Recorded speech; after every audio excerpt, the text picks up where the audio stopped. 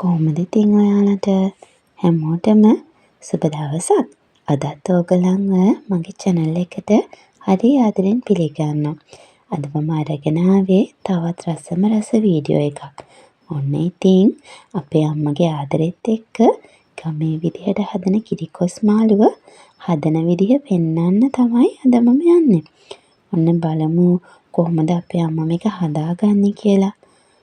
හරිම රසට හරිම සුවඳට එයා මේක හදනවා.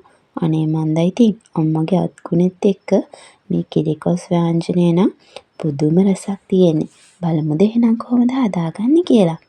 ඔන්න ඉතින් අම්මා ඉස්සෙල්ලාම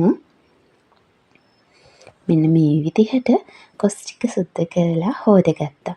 ඔන්න ඉතින් කොස් ඇටත් මදුළු වලට සාපේක්ෂව එකට එකක් අම්මා මේ කිරිකොස් මාළුවට එකතු කරගන්නවා. ඔන්න දැන් කහකුඩු තේ හැඳි භාගයක් අම්මා කිරිකොස් ව්‍යාංජනයට එකතු කරගත්තා.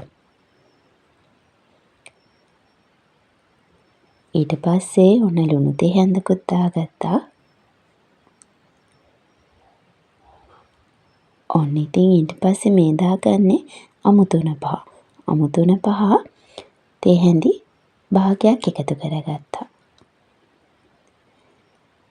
ඔන්න ඉතින් දැන් මෙතන තියෙනවා අමු මිරිස්, කරපිංචා, රම්පේ, කුරුඳු, හීනියට කපාගත්ත ලොකු ලුණු ගෙඩියක්, සුදු ලුණු මේ ඔක්කොම කිරිකොස් මාළුවට එකතු කරගෙන ඔන්න අපි මිරිස් කුඩු පොඩි ප්‍රමාණයක් දාගන්නවා.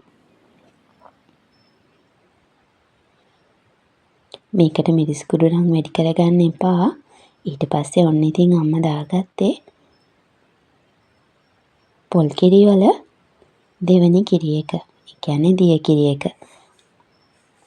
අම්මා කොස් ටික තඹ ගන්නේ දිය කිරි වලින්.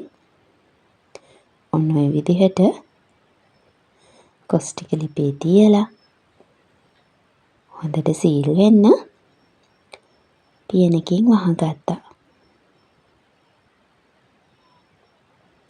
ඔන්න ඉතින් දැන් විනාඩි 10ක් විතර ගියාට පස්සේ අපේ කොස් එක හොඳට තැම්බෙනවා.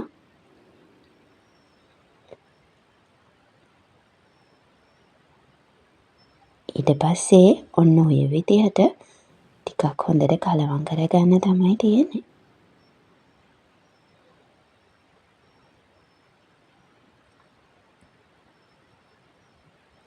හරි ඉතින් කොස් ටික තැම්බුණාට පස්සේ හොඳට කලවම් කරලා අපි ගත්ත මිටි කිරි ටික එකතු කරගත්තා.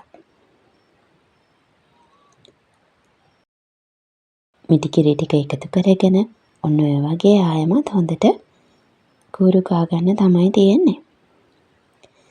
දැන් නම් ඔන්න තව විනාඩි 2-3ක් යද්දී කිරිකොස් මාළුව හදලා ඉවරයි.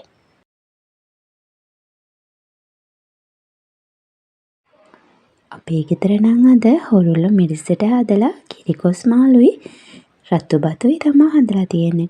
හරි එහෙනම් යාළුවනේ දැන් කිරිකොස් මාළුවත් එක්ක බත් කන්න වෙලාව හරි. එහෙනම් තවත් දවසක මේ වගේ ලස්සන වීඩියෝ එකකින් ඔයගොල්ලෝ හම්බෙන්න එන්නම්. එහෙනම් යාළුවනේ මගේ channel එකත් subscribe කරගෙන යන්න. හැමෝම සතුටින් පරිස්සමින් ඉන්න. ගිහින් එන්නම්.